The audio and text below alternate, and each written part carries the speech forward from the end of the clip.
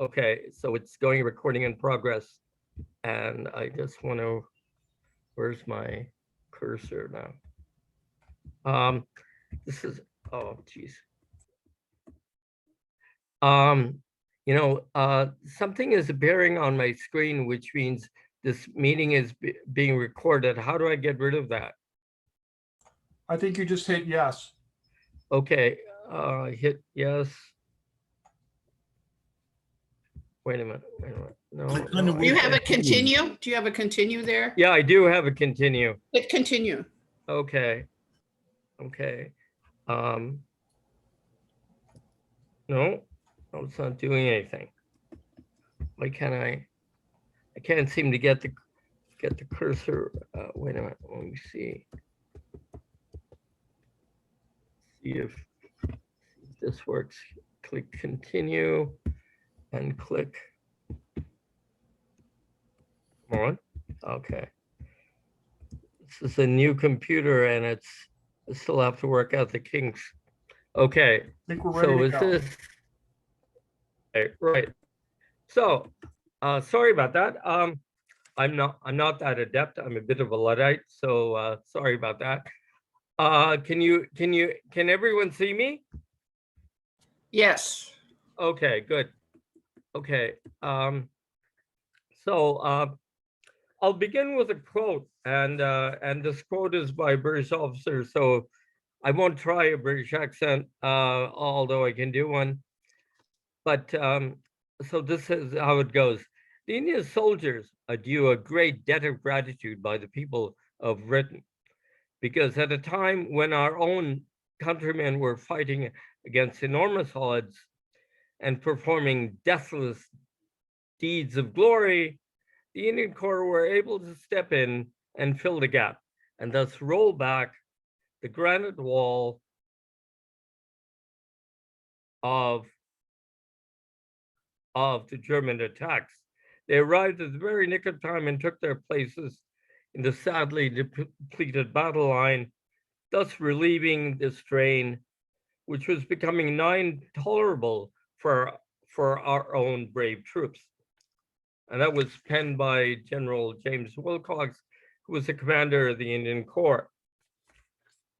The Indian Corps filled the gap for a little more than a full year, and they held 1/3 of the British line until the Kitchener's new armies and the Canadians were able to take over at the beginning of 1916. Yet until very recently, the contribution has been largely forgotten. They rate barely a mention in the otherwise landmark general histories of World War I, such as those of Strawn, Stevenson, and Leonhardt. So in a very real sense, it is still all white on the Western Front. Now, let me see here. Why is this? Why not? Why is this not working? All right. Okay. Until very recently, this has been the case, but there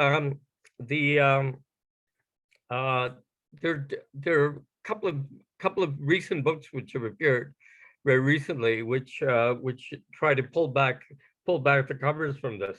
One is David Olusoga's The World's War of the Forgotten Soldiers of Empire. Olusoga is a journalist, and his book is very, very well written, and it's basically designed for the educated lay people, which means it's designed for an audience like you. And it doesn't delve into sort of, it's not boring at all, and it almost reads like a novel. Okay. Another book, which is very good, is The Indian Corps on the Western Front: A Handbook and Battlefield Guide, by Tom Donovan and Simon Doherty. And this book is a marvelous book because it's designed for the battlefield enthusiast who's interested in tramping around battlefields. And it's quite well it's quite well done. It's very historically accurate, and it has marvelous pictures and maps. And most of the images of the in this talk have been taken from this book. Thirdly, I'd like to mention Across the Black Waters by an Indian novelist writing in English called Mulk Raj Anand. Mulk Raj Anand is a very famous novelist in India, and this is a book which he wrote in 1939, 1940, which details the experiences of the Indian sepoys on the Western Front. It follows a sepoy called Lal Singh, known as Lalu, and it's a very good novel, and it's almost akin to the Indian All Quiet on the Western Front. That's how I characterize it. And if you're not already familiar with this book, I'd urge you to get it at a library or order it on Amazon. It won't disappoint you. Okay. So in World War I, 89,000 Indian troops served on the Western Front between 1914 and 1950. How did they get there? Well, basically, in early 1914, London asked New Delhi for if India had any troops to spare for reinforcing British forces. And so India replied that it had 2 infantry divisions and a cavalry brigade. Okay, and these were when war was declared, these were dispatched initially to Egypt, but then they were diverted to the Western Front where the need was the greatest. Okay, and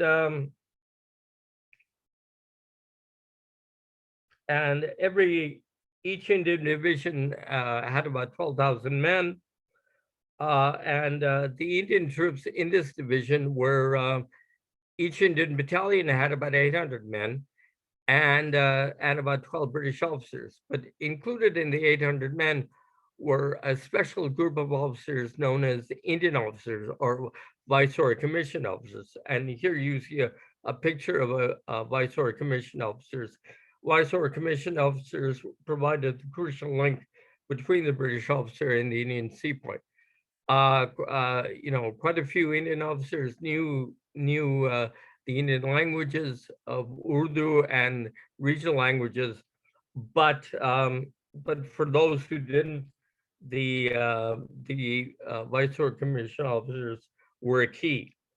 Now, this is a map of British India, and the blue bits are where most of the Indian Army was recruited from at this time.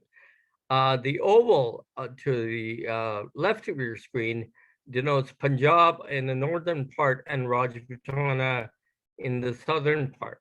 Okay, so and the rectangle to the right, covering most of Nepal, denotes the areas where the Gurkhas were recruited from. And actually, these groups constituted about 10 to 15% of the Indian population, but they constituted about 80 to 90% of army recruitment. So basically, this was because of something known as the martial races. Okay, the martial races comprised groups which were, wait a minute, let me just go back one more. Groups which were deemed by the British to be martial, okay, which were deemed to be of use on the battlefield. These people were tall. They were, they were basically tall, dark, and handsome, as opposed to me, short, fat, and ugly. But they were deemed to be more martial than the other Indians, who were deemed to be a lot of sheep, and who would develop and so these troops constituted the Sikhs, the Punjabi Muslims, the Rajputs, the Dogras, the Garhwalis, and the Nepali Gurkhas. So okay, this is a group of the Western Punjabi martial races. They are resplendently portrayed. I think there's a painting by a guy called A.C. Lovett, who was a very good uniform painter back then. And you can see the Sikhs with their turbans and the beards, and the Punjabi Muslims with the turbans and their mustaches. Mustaches were a big thing in India back then, any sort of facial hair. So I'm conforming to the old martial race ideal, although I'm not Sikh. But in contrast, we have the Gurkhas, who are considerably shorter, and they're from Nepal, and they're more Southeast Asian or Chinese in their appearance. They don't sport turbans. They have these pillbox hats, and the one in the middle has medal. And this picture was probably taken in the 1890s, and it shows them carrying Lee Metford rifles. Okay, and which is a precursor to the Lee Enfield, the small magazine Lee Enfield. Okay, so let's see here. So the martial races were, although they were brave, they were illiterate, they were very religious, and they were politically inert. Okay, by being illiterate, they weren't infected by the tides of nationalism and various things like that, which was an anathema. You know, you needed your natives to be docile, okay? And these guys were docile, and they obeyed orders well, or at least were deemed to. Okay, so here we have the Indian Corps arriving in Marseille because from Egypt they were sent to Marseille in the south of France, and here is the Sikh company of the 57th Wilds Rifles marching through Marseille, and you can see all the French people cheering, and they had this line. They said "Vive les Hindus" or "Vivons les Hindus," and they thought even the Sikhs and Muslims were Hindus because that's all they knew about India. India was the land of the Hindus. So this is a French woman trying to affix flower to an Indian, is probably a VCO because he has a white beard, and he's marching. And this is one of the camps where they set up in Marseille, La Valentine camp. And you can see tents, you can see bedrolls, you can see the bell of arms there, and you can see that. And this is when they're being shipped to the front, because it's quite a ways from Marseille to Ypres. And you can see locals in the villages, greeting the Indian sepoys, because these guys were a curiosity. Most of these French people had never seen brown people, and most of the sepoys had seen some white people, but not in this level of profusion, because white people were few and far between in India back then. And so there was mutual curiosity on both sides. Okay. Okay. And there were quite a few. This is a shot of a villager cooking his chapatis. And quite frankly, the Indian troops were treated quite well in terms of supplies, because every provision was made to supply them with their particular foods, because Indians had a lot of dietary restrictions, and wheat flour, which is atta, and ghee, which is clarified butter, was supplied to them. And because Indian troops did not eat beef. I mean, some Indian troops did not eat beef and other Indian tribes, being Muslim, did not eat pork, it was the British about 50 to 60,000 goats from Corsica. So everyone had goat meat. However stringy that was, I don't know, because goat meat, I've been told, tends to be stringy. It's not quite cordon bleu, but these guys didn't know what cordon bleu or cordon blanc or whatever. And quite frankly, the Indian troops adapted quite well. Not a few Punjabi Muslim troops headed to the British lines where they could get beef sandwiches.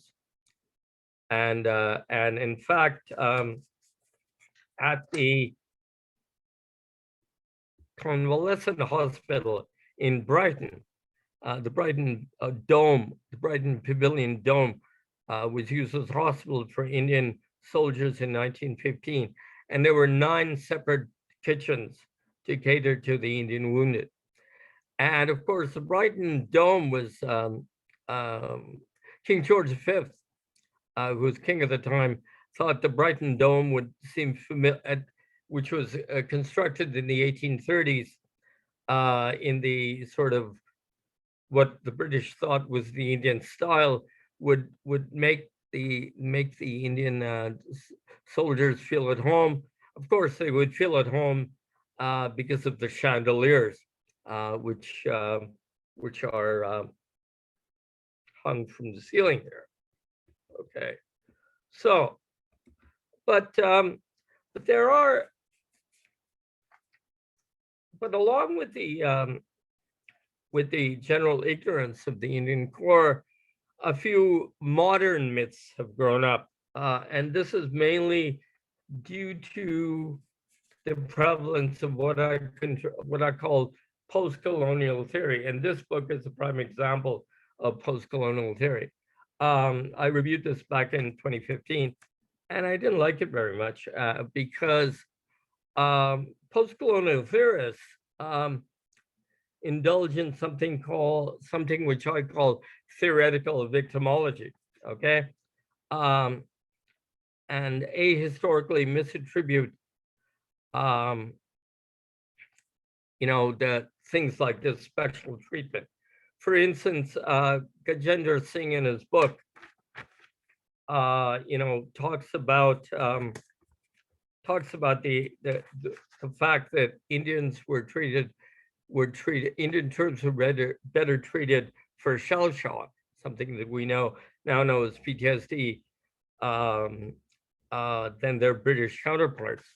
And in chapter 2 of the book, Singh dilates upon the differing World War I welfare arrangements in the British and Indian armies. He sees in the somewhat superior arrangements for the Indian troops in treating shell shock a racist agenda on the part of the British, i.e. that sepoys were treated better than Tommies because they were deemed mentally inferior. Or more plausible and historically accurate and contextualized explanation would seek the cause of this in the Indian Army's recruiting practices. The Indian Army's manpower was strictly limited by the martial races ideology. The British Army's was not, and was thus relatively larger. Moreover, the Indian Army was an all-volunteer force. And if the sepoy was not looked after in a paternalistic way, it was feared that military collaboration with Indians, recruitment of sepoys, which was a cornerstone of the British power in India, would evaporate. So they had to placate the sepoys. Thus, pragmatism rather than sinister racism dictated their actions. Now, sepoys were rushed into positions in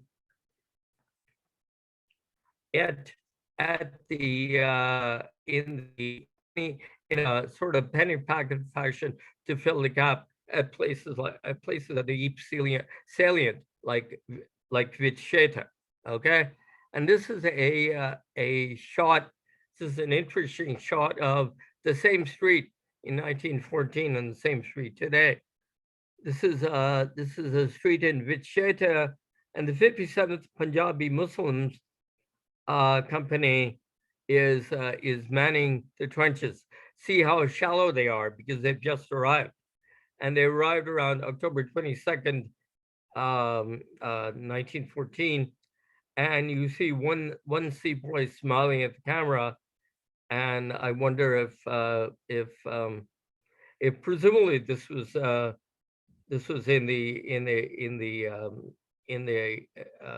newspapers, so his relatives back home, if they were illiterate, they could at least see the guy's picture in the newspaper. And this is the same street in 2014, and you can see not much has changed except there are no sepoys and trenches around. So this is where the this is where the Indian troops were. Oh no, sorry about this. My cursor is malfunctioning today, as is wont, and so I'll just zoom in a bit on. Okay, right, here we go. Here are the places where the Indian Corps fought. See, right up at the top left-hand corner, you can see the coast. So they're right up against it, okay? This is Yeep, the squares at the top denote Yeep, and Vidsheta and Mezier are right there. And this is in the south, you see the main area of the Indian Corps, which extended from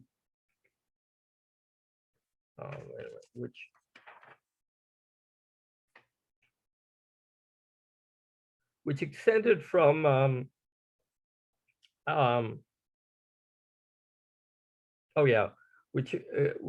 extended from La Cordonnerie Farm, 3 miles east of La Ventie, southwest through Neuve-Chapelle to Richebourg à la Vouée, and then south to Givenchy and Clichy, okay, and Clichy.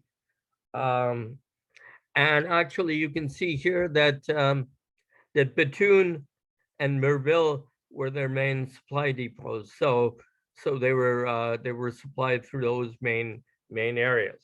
Okay. Okay, and this is a shot of sepoys in the trenches, and actually, you know, all sepoys were adopting, and so was the British attitude to them, because certain tried and sacrosanct, supposedly sacrosanct practices of the British towards the Indians was falling by the wayside. Now, since the mid-19th century, since the mutiny of 1857, the Indian troops were always given a generation armed with arms, a generation behind the Indian troops. So if they were given inferior rifles, I mean, imagine if in Vietnam, you know, actually imagine the Tuskegee Airmen of World War II, instead of being given P-51s to fly, were given P-36s or even P-26 pea shooters, you know. So that you know, that would have been great for their combat effectiveness. So the British were pragmatic here. They saw that these guys were going up against German troops, and they wanted to be equipped with the latest equipment, top of the line equipment, because if they weren't, the Germans might break through, and you wouldn't want that, would you? So this is another case where you know, tried and true British policies were fell by the wayside. Okay, and this is, of course, you know, you can see the casualties here. You know, the places where they got to, the trenches. I mean, most of the areas were low lying and waterlogged, and were not nice at the best of times. And these guys went in October, and they fought through the winter in the trenches, which was not fun. And they were confronted by things which they never seen before. Here's some Indian soldiers digging trenches, and I wish my friend Salman was here because maybe he could translate to Urdu. I don't speak or read Urdu.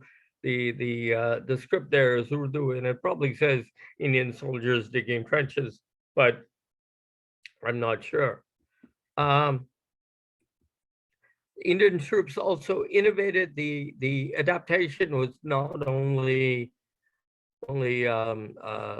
attitudinal, it was technical too. In fact, this is a picture of a Batty bomb, which was a grenade, a trench grenade, which was invented by Colonel Batty, a British officer serving with the Indians, and in fact, it was a very good grenade. About 250,000 of these were produced at the depot at Bethune, and they actually were quite effective until the Better Mills bomb was introduced in 1915.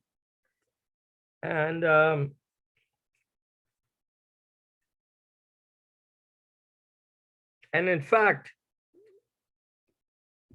so well did the British did the Indians adapt to firing the Leon field, that a modern source contends that sepoys caused the majority of the 17,250 small arms casualties suffered by the German Fourth Army in the period from 30th October to 4th November 1914. And this is borne out in the archives and in the records. In this connection, I'd like to mention this book, which the post-colonial theorists don't even look at, which is the Bible, or the Quran, or the Bhagavad Gita, or the Torah. I want to cover all religions here, and the Analects of the Indian Army. No scholar of the Indian Army can afford not to look at this.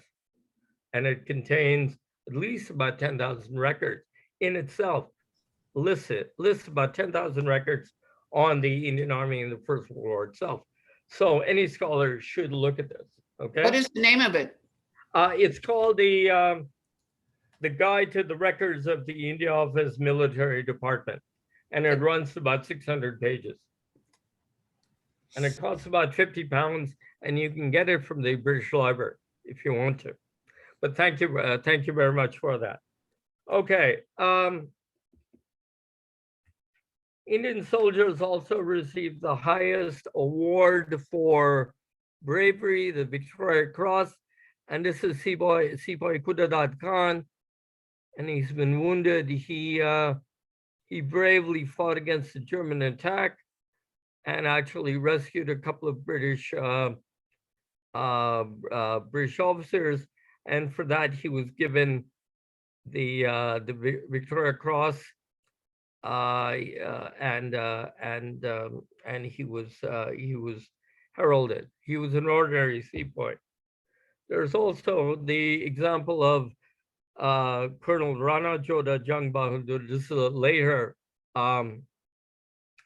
picture of him, and you can see all his medals there. He was with the 39th Garhwal Rifles, and he when the British officers were killed or wounded, he stepped into the breach and bravely led the Indian detachment. When the Germans were broken at Festuberi, he bravely led the Indian detachment to basically stop the Germans until more reinforcements could occur. The Indian troops also innovated tactically, and actually, Indian sepoys were used to frontier warfare, so they were used to stealth.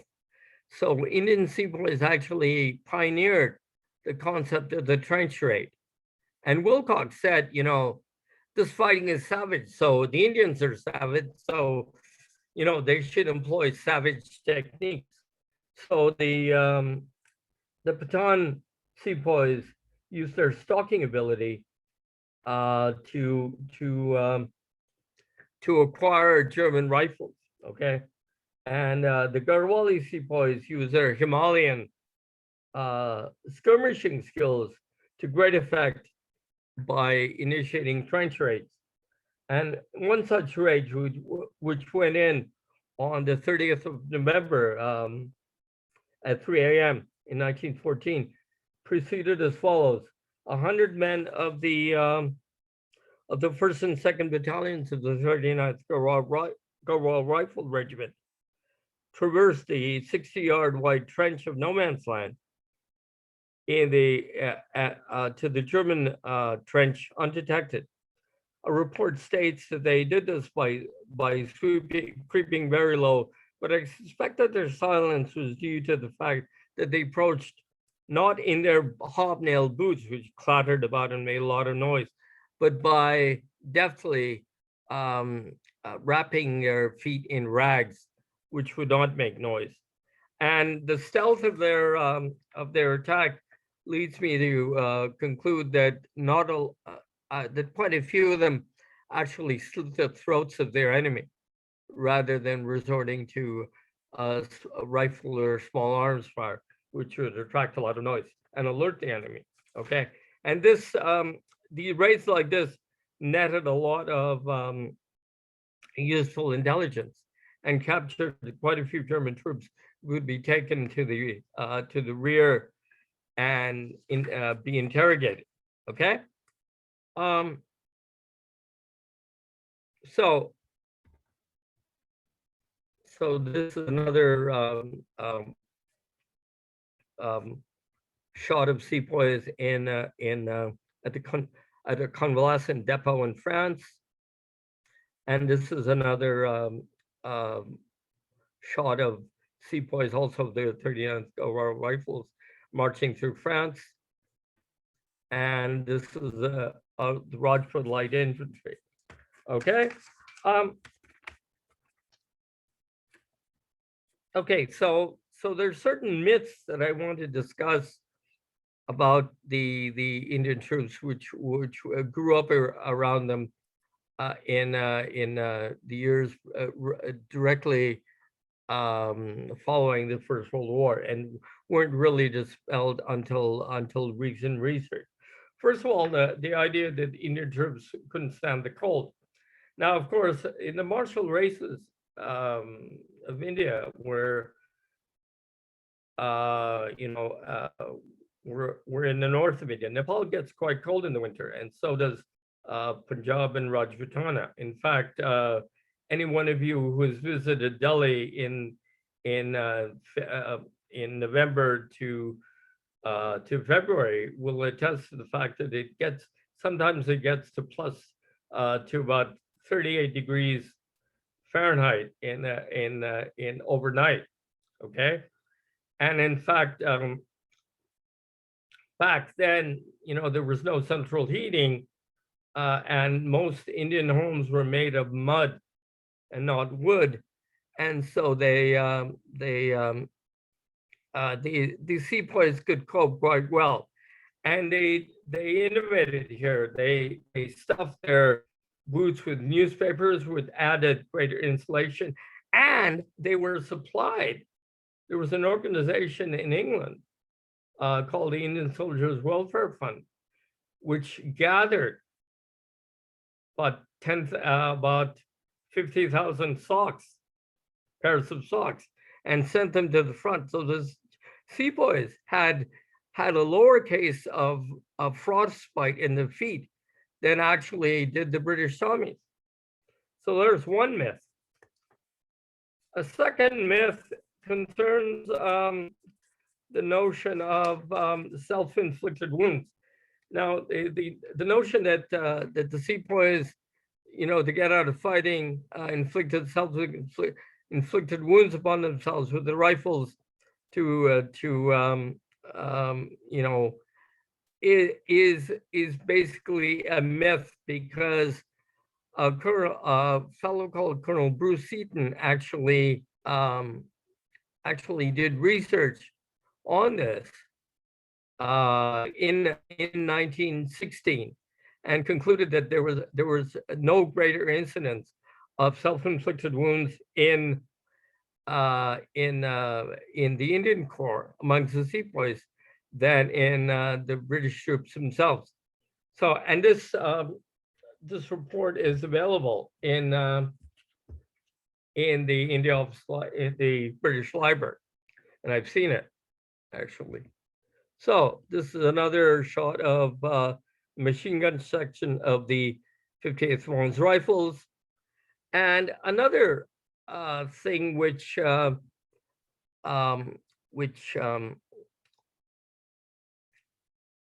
worried the British was that wounded Indian troops were not to be treated by white nurses, because of course, the Indian troops would have their libidos inflamed by the contact with white women, and would be induced to do something, would molest them and stuff like that. Conversely, the white women, and back then it was a given that women were weaker vessels, would be enticed by the sepoys to engage in dalliances, which were not to be done. We didn't want to breed Eurasians in France. That was their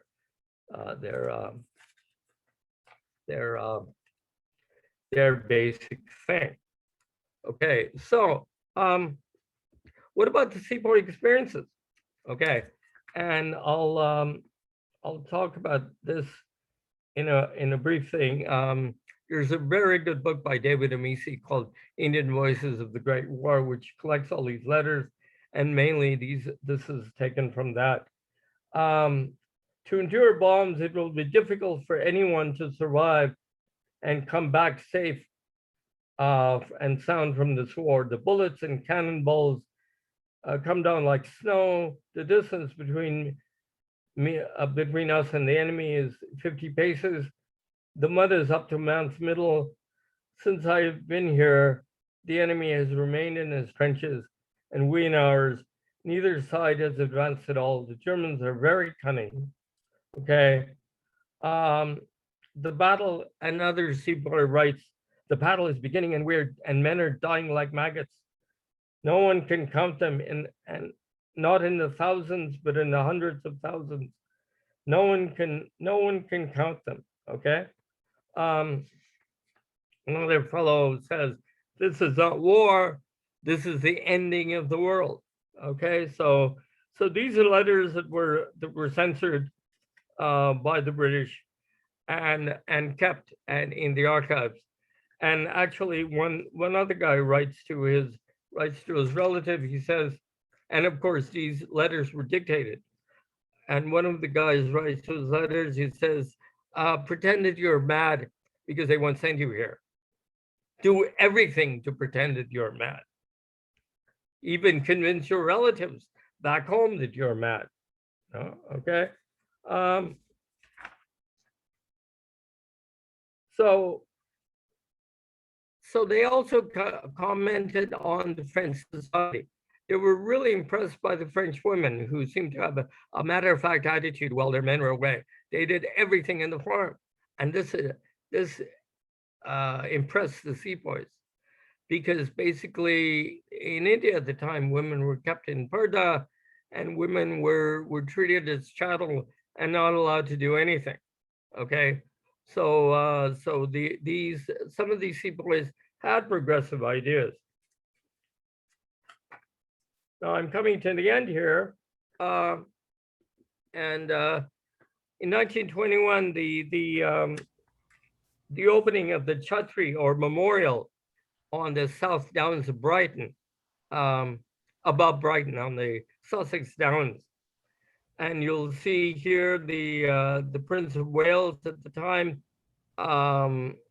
who later became Edward VIII, opening it. And in fact, it was located, it was designed by a guy named Enriquez, and it cost about 5,000 pounds to construct. And it commemorates the place where where 53 Indians were cremated,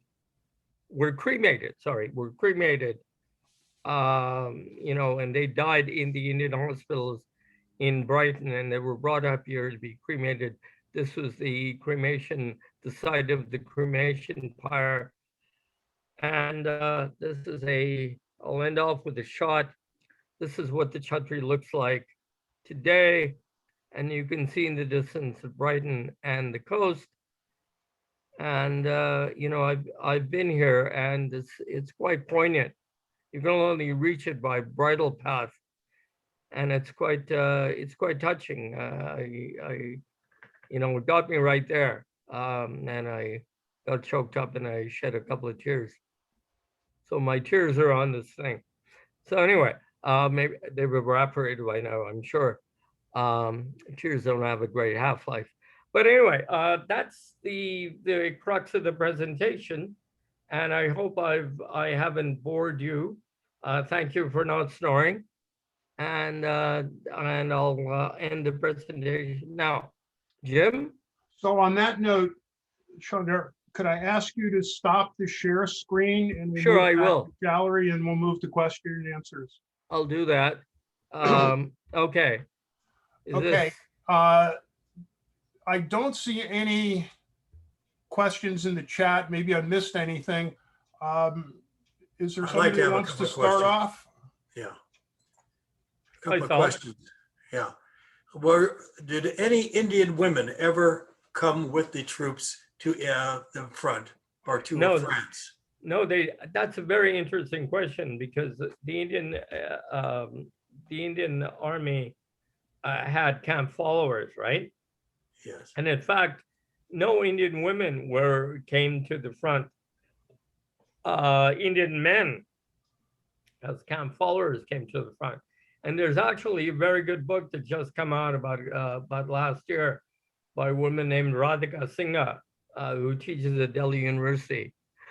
I'm not sure whether she teaches at Delhi University, but she teaches at a university in Delhi anyway. I know her, and she's written a very good book about camp followers in the Indian Army during the First World War. And they were quite, you know, the Indian Army deployed 1.27 million men in the First World War, but That's right. 860,000 of them were combatants, and the rest were followers. And all these followers were men, as far as I know. Well, they lost 75,000 men dead in World War I. The Indian, 65,000. yeah. And they were all over the British Empire, though. They were not just near. Well, basically, they fought almost everywhere the British fought. They fought in France. They fought in Mesopotamia in the first Iraq War before the 1991 war. They fought in East Africa. They fought in Egypt. They fought in Palestine, and they fought in Gallipoli too. In fact, there were 6 or 7 Indian expeditionary forces which were sent out during the course of the war. And in fact, the first Indian expeditionary force was called IEFA, and the A group was the one I talked about today. They fought in France. Okay. Can you guys hear me? Yes, Yeah. go ahead, Diane. Okay, Susan is here with me and she has a question to ask.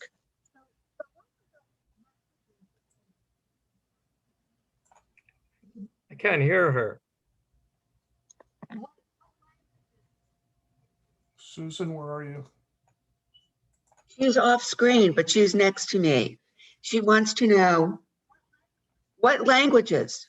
Yeah, Okay, basically, the lingua franca of the Indian Army at this time was Urdu, which is an Indo-Persian language, was brought in by the Mughal Empire in the 16th century, and that was the language that was all the commands were in that language, and also most British officers learned a smattering of Urdu, basically schoolboy Urdu, to converse with the troops. Some of them were actually quite good. Actually, a guy called General Kinloch, who was later became noted in the Second World War for stopping Rommel, was Indian Army, and he fought in Egypt and also in Mesopotamia. He actually was Indian Army for a long time, and he actually learned Urdu quite well, and he could go into the villages of the troops and converse with them. And there was also Punjabi, which is a language akin to Hindi, which has a script similar to the Hindi script. There was also Rajasthani, Bhojpuri, and also Nepali. But to streamline everything, Urdu was the main language at the time. Does anybody else? It's John I have here. a question. go ahead, John, and then we'll follow Hey, up with John. anybody else. John first. Okay, thanks, Chandar. That was good. But one of the things with all these places, of course, where the Indians were serving, how much was this followed back in India? Was there a non-British Indian press corps? Well, basically, they were. I'm not sure about the press corps, but it was it was front page news, because I mean the press corps was sort of, I mean, it was heavily propagandized, right? And in fact, I think Paul Fussell in The Great War in Modern Memory talks about novelists like Conrad and Galsworthy being dragooned into the press corps, into the propaganda machine to write copy. So basically, they filtered into the Indian newspapers. And in fact, the Indian newspapers, there was an English Indian English newspapers, but there were also lots of vernacular newspapers. And these used to be distributed to the villages where there used to be a literate fellow in the particular language or whatever, and he used to read these exploits of deathless glory to the Indian villagers, and they would keep tabs. how much did that all lead to the sense of Indian independence from all Well, these? basically, it that's a very important question, because the Indians were exposed because of the fact that Indians and British were serving side by side in the Western Front against a European enemy was a great thing. Okay, because they were deemed to be treated as equals. Okay, and this gave Indians a sense of, oh, we're shouldering our burden well, and that we should get political rights too. So the modern Indian politicians thought, aha, we can ask for greater rights. Their hopes were dashed, of course, and this sparked the later more extreme measures of Gandhi. Okay, and therefore there was a certain pride in your average sepoy that he'd gone overseas and he'd fought for his salt and for the Sarkar, which is the government, and he'd done well, you know. Chandar, in the chat, there's just one comment and one Sure. question. The Sure. comment comes from Mary Higgins, and I'll read it. On the 100th anniversary of the 2 cavalry regiments killed at the Somme, I sprinkled holy water on the ground. I was with Mike Hanlon's battlefield tour. So thank you for that, Mary. And a question from Rich and Sue. Do you think that the American, quote, late arrival, unquote, got more or better press coverage than the Indian arrival? Oh, I think indubitably so, because the Americans were the great saviors, right? And you know, Saint Mihiel and Meuse-Argonne and places like that, they were heralded, and even the American the Black American troops were heralded too. The Indians were seen as a stopgap. It was not really India's war, and you get this from people like Lord Curzon and all the great mucky mucks ruling India and stuff like that. And you know, the Indians were sort of given short shrift or transferred out of the Western Front at the end of 1915, and they said, "Oh, thank you very much for your service. Here's a tip. We'll see you later," like glorified bellhops.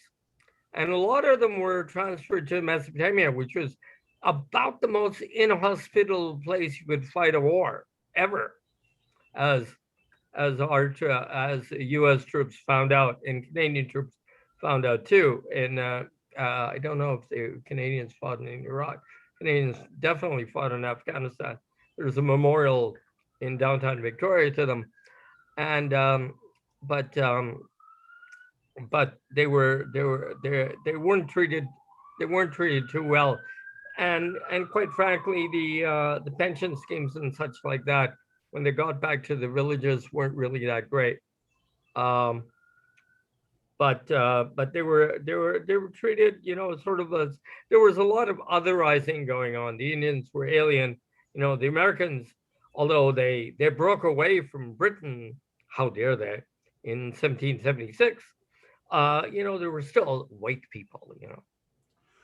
Well, I know the Americans sent about 2 million people to the Western Front in 1718, and I can't remember how many Indians were on the Western Front that you'd mentioned. 100,000? Well, basically there were about 89,000. Yeah, big difference. Well, there was a big difference, but also by the war in 1918 was a much different war from the war in 1914. And the Indians actually, I mean, you know, if the Indians hadn't been inserted in penny packet fashion at these various battles, especially at Vicente in October 1914, the Germans might have broken through. And, you know, we could be all speaking a variety of German. And I don't know if we'd like that very much. But Why the would they Indians, move? To Why would everybody they move else, south? okay. Sorry, Sorry? Diane first and then Mary. Diane? Hi, thanks. Susan has another question. sure, Can't hear you, Susan. I Sorry. still can't hear her. Yeah, Terry. I'm fine. Listen, while you're on the line. Have you been watching the program? Can you hear Susan? No, I can't. Sorry. You'll have to translate.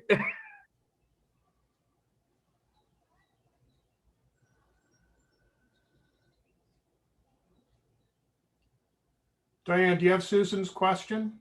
Yes. When the Indian troops returned to India, how were they treated in terms of pensions? Well, a lot of them experienced delays. In fact, you know, the priority of the government at the time was to treat the white troops that had gone over first, okay? And a lot of them experienced delays, and there was a little bit of discontent.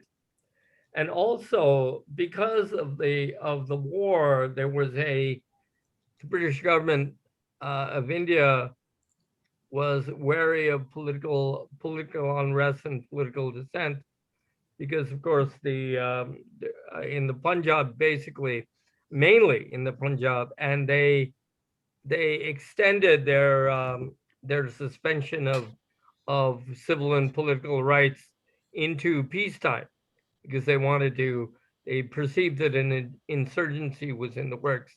An Indian nationalist under every bed, to paraphrase something from the McCarthy era. And they imposed these laws, which are known as the Rowlatt Acts.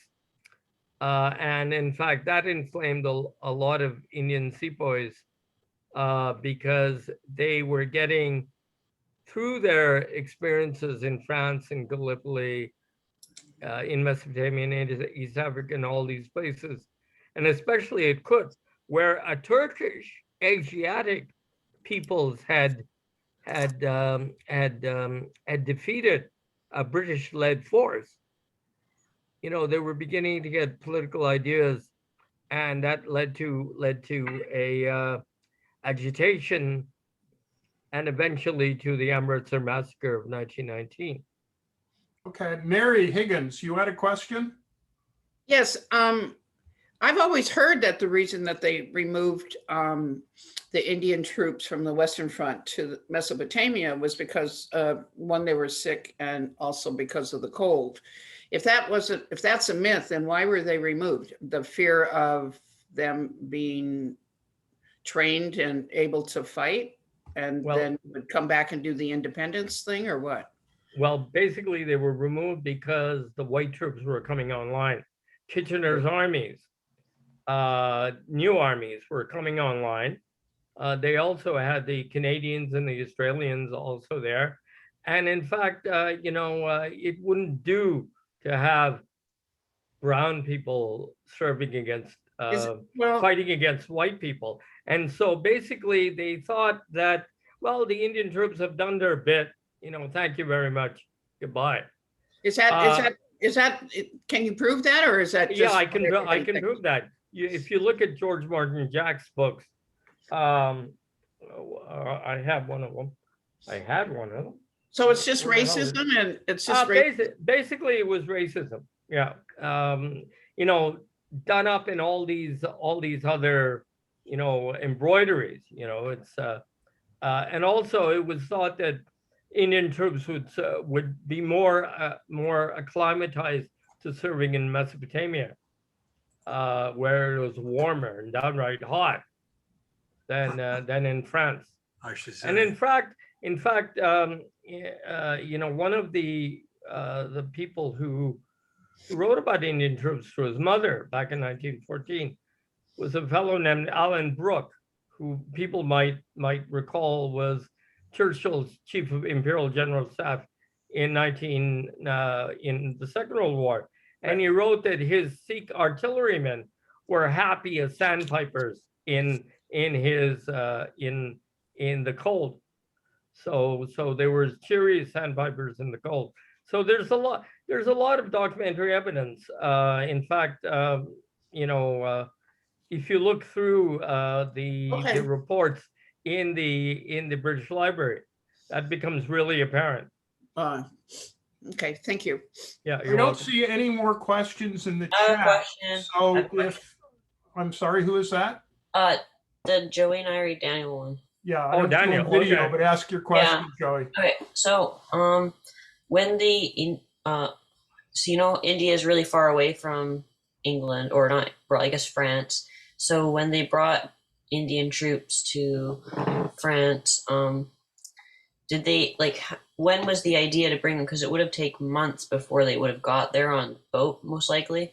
So did they, were they fighting the war already, and then they had the idea to bring them, or were they already there? Well, actually, 1913, 1914, they began talking about maybe deploying Indian troops outside India in either Egypt or France. And in fact, the British Merchant Marine, Britain had the largest navy at the time, and the British Merchant Marine performed wonders. So it only took about 6 weeks for the Indian troops from when they were mobilized to get to Karachi and Bombay to get on the ships, because the British Merchant Marine was quite large at the time, and it only took about 4 weeks to go through, from Bombay and Karachi through the Suez Canal, through the Mediterranean, and to Marseille. So it didn't take that long. In Okay. fact, an Atlantic crossing took only about 7 or 8 days at the time. So this wasn't a great. This wasn't in the days of sailing ships, where it took 6 months to get to India from England. This was in the day of modern steamers, which could do maybe 21, 22, 23 knots an hour. So it was quite. And in fact, the British shipping arrangements never ceased to amaze me. I mean, these guys ship troops everywhere. I mean, imagine troops from Australia and New Zealand coming to fight in Gallipoli, which is like between Turkey and Europe, and also in France. Imagine that, and imagine the enormous logistical capabilities Okay. that required. So So on in that fact, they note, were. I'm sorry, just finish up. Chandar. Yeah, sorry. Really on that note, I don't see any more questions. Are there? Speak up. Have you been to the Menin Gate and seen the monument there at the Menin Gate? No, I haven't. I've been to the You one gotta in go. Brighton. It's wonderful. I've been to the one in Brighton that I showed Oh. you, and also to the India Gate in New Delhi, which has the names of the 65,000 Indian troops. Well, who likewise in fell France. The one in France is also very moving. Oh yeah. But the I never Menin had the Gate is opportunity. really, I think never the had Menin the Gate is opportunity. beautiful. Yeah. Okay, if that's it, I am going to stop the recording right now. And if yes,